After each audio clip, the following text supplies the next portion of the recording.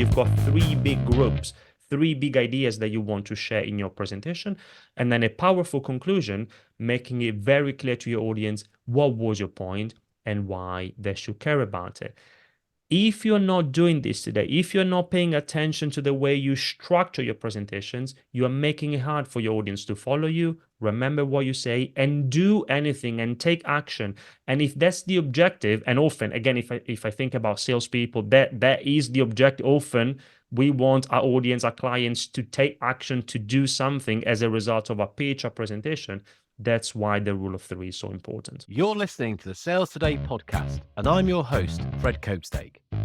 On this podcast, we explore how sales professionals can develop a modern approach to winning business, the application of virtual selling techniques, how to create meaningful business relationships, and much more. Why not take our free collaborative selling scorecard to see how your sales approach suits today's environment? You'll find a link in the show notes. And welcome to this episode of the Sales Today podcast, where I'm delighted to be joined by Andrea Pacini, who is author of Confident Presenter. Now, this is the second part of a podcast where we are exploring the things which can really make a difference in bringing a presentation to life. Last week's podcast, we discussed the main challenges that there are when we're presenting and so the solutions that we can start to put in place to deal with these. Now it's time to get down and dirty and a little bit more tactical. What I'd like to do, actually, if we can, is go into some of the techniques, some of the things, because I know people love it when we can talk about some of those kind of things which they can take away and use straight away. I suppose our caveat is you've got to get the stuff and the structure and the things right to start applying what we're going to talk about next. But I know in the book you cover some cracking ones. And should we kick off with the rule of three? I mean, that's why I asked you for three, because I don't know if you're obsessed with threes as I am, but I am actually obsessed. I do everything in threes in presentations. I can't help myself.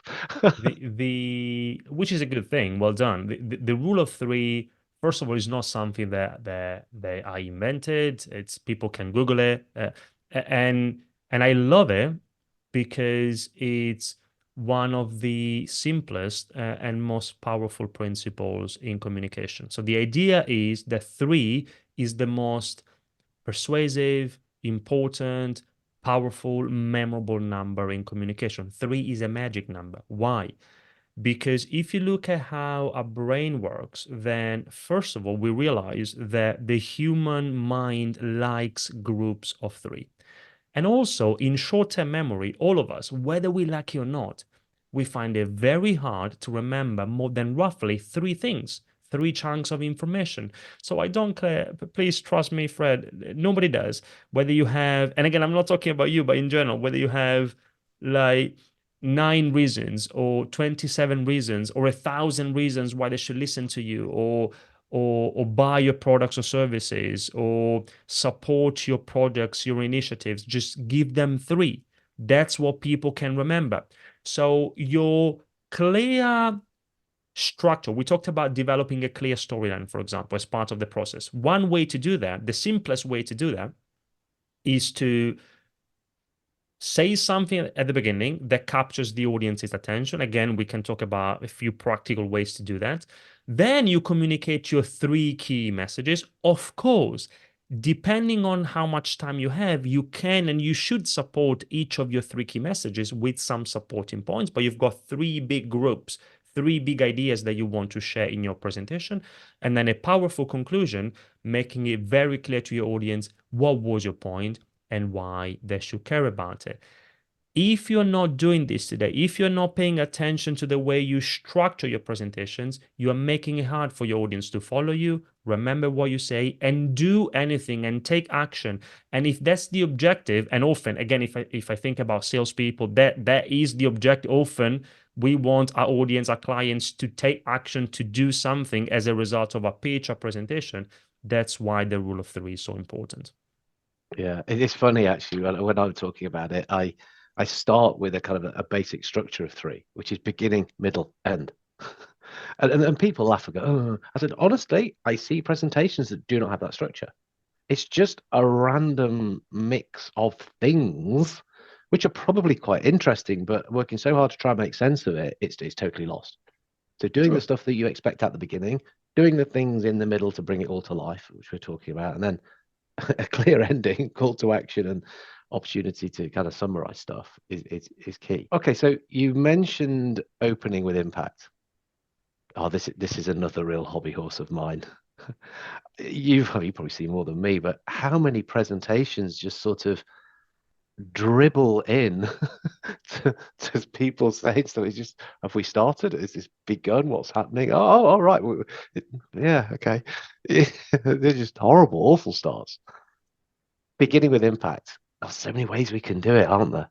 So Yeah, many. yeah, and I agree with you. The Many people miss the opportunity to grab the audience's attention at the very beginning, which is the objective. The objective of the opening of a presentation is to make them want to listen to what's coming next. That's the only thing you want to do. That's the next step that you need to create.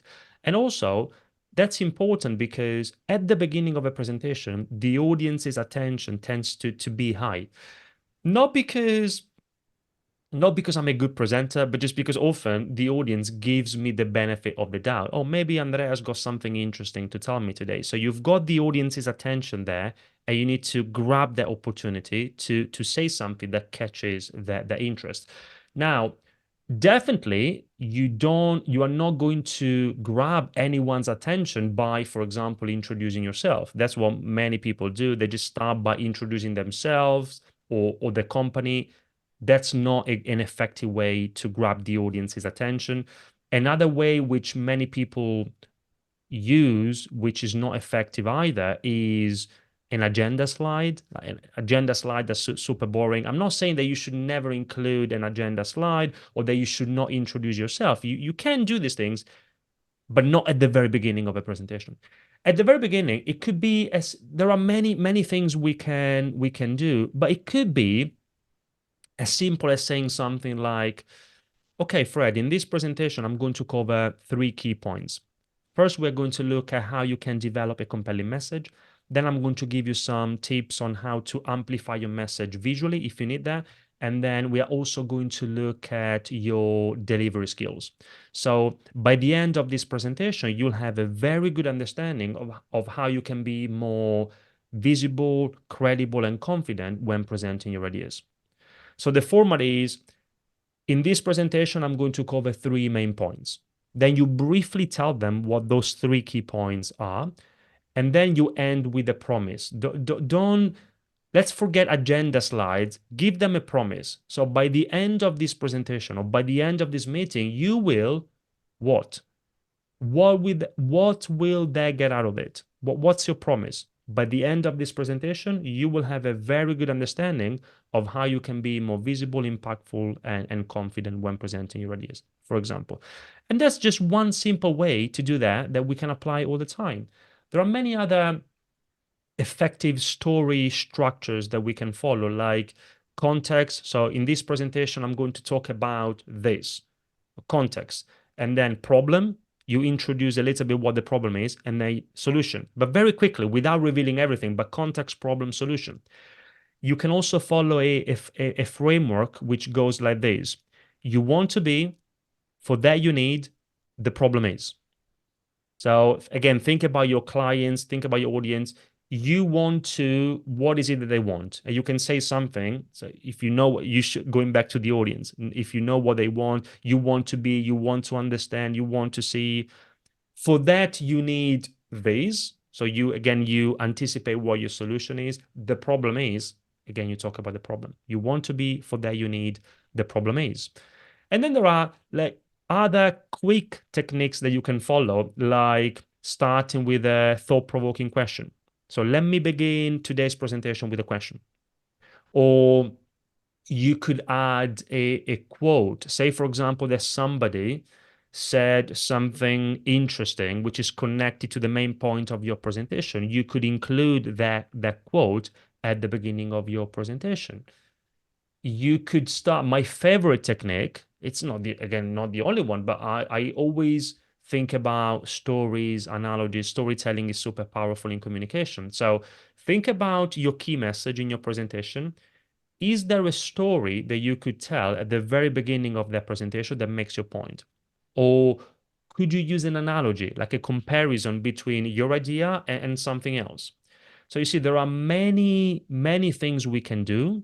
Some of them are super simple, others are a little bit more creative. We can combine them together. It also depends on who, again, who the audience is, what the context is. But we have to grab that opportunity at the very beginning when the attention is high to try and say something that captures their attention. And then we can do other things. Then we can introduce ourselves. Then we can talk about a bit of the agenda for today. Then we can talk about key messages. Yeah. I I really like that. You want to be, for that you need, the problem is. Never actually heard it expressed like that.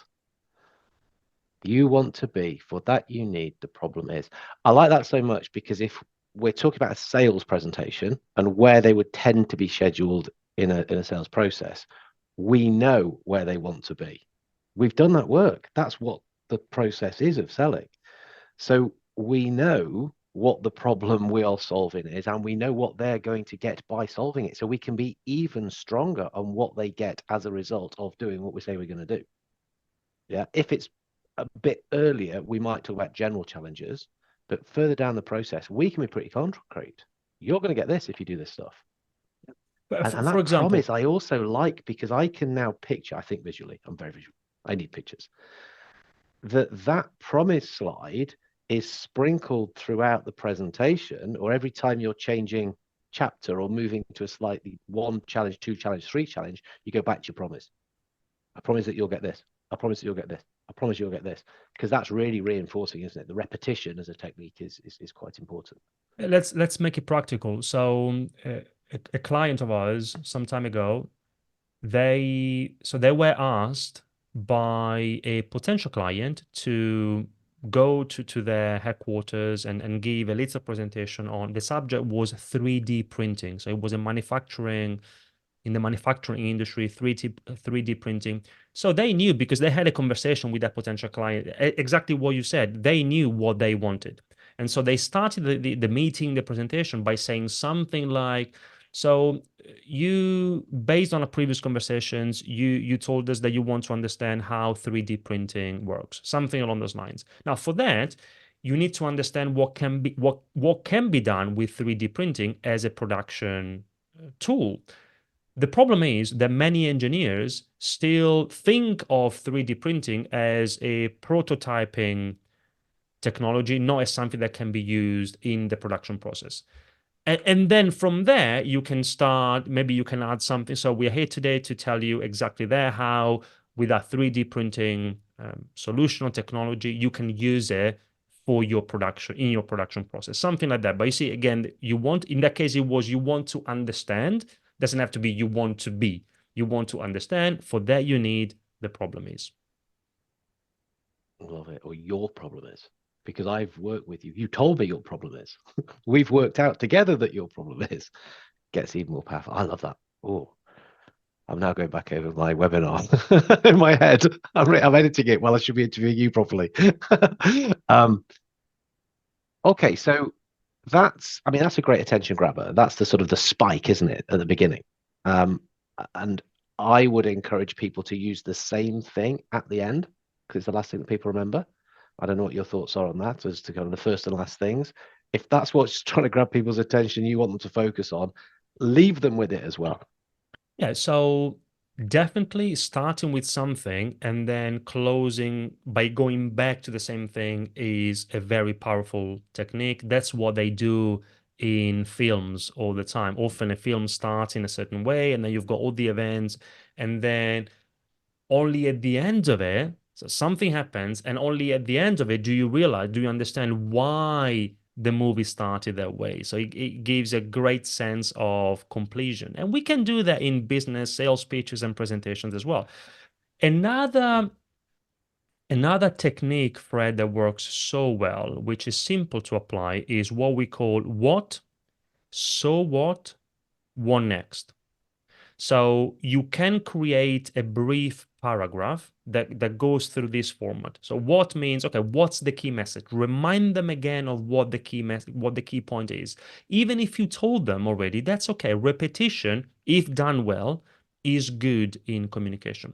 So that's the what's the one thing you want them to remember, take away, understand from your meeting or presentation. That's important, but it's not enough. By the way, that's another very common mistake I see. Often we stay at this level. The audience doesn't know something, I tell them something. Great, but it's not enough. We need to go down. Perhaps the most important question you want to ask yourself all the time is, so what? So what? Why should they care? Why is your message important and relevant to them, not to your clients, to your audience, not to you as the presenter? And tell them. Tell them why should they care about it? And then what next? Okay, now that they care, now that they understand why this is important to them, what do you want them to do as a result of your presentation? Or at the very least, what do you want them to think, to believe as a result of your presentation? And if you create a paragraph, it could be like 70 words, 100 words, 150 words, more or less, no more than that, then you have a very powerful conclusion ready to be delivered. Oh, liking that one too. So what is a key part of sales training? And we use that all the time. The number of people I must have annoyed when I'm asking them, so what it is you sell? And they do it, and I say, so what? And they don't know what I'm doing until they finally get it and realize that I'm not being a complete arse. But I'm actually trying to be kind to help them to get to the point of that's what people actually care about. Um, Fred, if you don't mind, let's talk about this quickly because this is perhaps definitely one of the most important principles to discuss. So what? I agree with you so much. The key to great presenting is to always make it about them. The key to great presenting is to always talk to your audience about them, even when you're talking about you. So let me explain. Often, what we do, whether we are aware of it or not, is we talk at the audience about us. What we want to do instead is we want to talk to the audience about them, about the audience, even if we are talking about us. For example, if you say, just to give a very simple example, we have, so at Ideas on Stage, we have 158 offices all over the world. What am I doing there? I'm talking at you about me, and nobody cares about how many offices we have. But if I tell you at Ideas on Stage, we have 158 offices all over the world so that you can get access to a customer support team wherever you are. Just a very simple example, and then it can be applied in a broader perspective to illustrate the idea that so what is the most important thing. We should, for everything we say, it's as if we should have something here, someone on our, like a little man on our shoulders, reminding us to ask ourselves, okay, so what? Why should they care? If you can explain that, then your presentations, your communication in general will be much more effective. yeah, the example you gave is a cracking one because so what? Well, then you can have support wherever you are. Now, hang on a minute. I only work in the UK. That's the only place my company operates. Yeah, but I like saying that because it makes it sound really big. Irrelevant. Yeah. Yeah, but won't they think? No, they'll just think, oh, it's nice for you. You probably get some trips. I work in Nottingham. So, um, yeah. So what? It's a great. And I know some people I work with. They turn it into a game. And when they're practicing presentations, they're practicing kind of any element of selling. They play the so what game, and they challenge each other as to whether you can say that. And if you can, you've not done your job right. And they make it into a bit of fun. Um, cool. What else can we do then to bring it to life? What else can we do to animate and make sure that it's landing well and it's enjoyable? People should enjoy presentations, shouldn't they? They shouldn't be an ordeal to sit through because we need the information and I'm going to struggle to get it. It should be fun. Oh, it's great. Definitely, presentations should be enjoyable. They should be original. And there are a few practical things we can do. Like briefly, we mentioned a couple of them, but just to emphasize some key points again. One thing we should definitely do is to include stories in our presentations. This is the perhaps the most powerful thing we can do to make our content and message more engaging, more original and enjoyable for the audience. So the problem I see, Fred, is that most presentations are 99% facts, and then if we are lucky 1% is story. Now when I say a story, I'm not talking about a once upon a time type of story. I'm not talking about an emotional story. It could be, by the way, an emotional story depending on what the context is, but it could be it could be an example, an anecdote. It could be something that happened to you. It could be something that happened to somebody else or to another company, provided that that story makes a point, because that's the thing. Storytelling is not about telling a story for the sake of it. You want to tell a story because it makes a point. And if you do that, people will remember that story and the key point you want to get across. So, for example, earlier, I don't want to take me as an example, but when I told you that one of the three challenges I see all the time is that our message is not relevant to the audience. And then I told you the story of Marie, my client, presenting to an audience of blind people. I could have simply told you, okay, the challenge is that the message is not relevant to the audience. But no, I asked myself, okay, is there a story that I could tell Fred that illustrates that particular point? And I'm pretty sure, Fred, that you and hopefully our listeners today, in a few hours, maybe in a few days, maybe even a few weeks, will still remember what happened to Marie and the point I wanted to get across. So storytelling is definitely one thing. One more thing, and then I'll stop here. Again, analogies. Analogies are super powerful in communication. An analogy is a comparison between two things. When you say this is a bit like that, A is a bit like B, where A is your idea. It could be your product, your service, whatever it is that you want to communicate. And then you want to compare with something else. And that something else doesn't have to be related at all to your idea. But when you make that connection, that's when learning happens. The best way to explain something new, especially if that idea is complex or technical, is to attach it, to connect it to something that the audience already knows and understand. Again, when you make that connection, that's where learning happens. I'm thinking about like when Apple launched the what was it? The first, maybe, Is yeah, the first personal the computer. first. The Yeah. first personal computer, and there is still a video on YouTube where you can see Steve Jobs, like maybe in the 70s, where he says a computer is like a bicycle for our minds. So there is a nice video there, but then the analogy that he uses is that a computer is like a bicycle for our minds. If you think about us as humans, then we are not the fastest of the species. But then if you give us a bicycle, we become much faster than many other animals. That's what a computer does to humans, to us. It makes our mind go faster. It makes us more productive, more creative. It's like a bicycle for our minds. So again, every time you have something that you want to communicate, which is either new for the audience, or especially if it's complex or technical, ask yourself, is there an analogy that I can use to illustrate that particular point? That's another way to make your presentations more engaging, original, and enjoyable. Oh, Andrea, I could talk about this all day, and I think you probably could as well. But I need to respect your time. There's other people you want to share this with. But this is outstanding. Really, really happy you've come along and spoken to us about this. Where can people get in touch with you? Thank you. Thank you, Fred, for the opportunity. Very simple. So my main social media platform, if you want, is LinkedIn. So people can find me there. Feel free to connect and say hi. Our website is ideasonstage.com. Brilliant. We will put those links into the show notes so that if anyone's listening to this, watching this, they can find those straight away.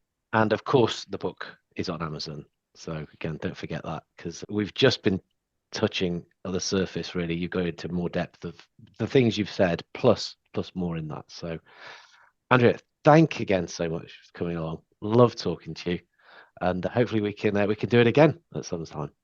Anytime. Thank you, Fred. Thank you for listening to the Sales Today podcast with me, your host, Fred Copestake. I hope you've enjoyed what you heard today. If you did, please get in touch and hit subscribe. And remember, you can take the collaborative selling scorecard for free to check out how your sales approach works in today's environment. You'll find it in the show notes.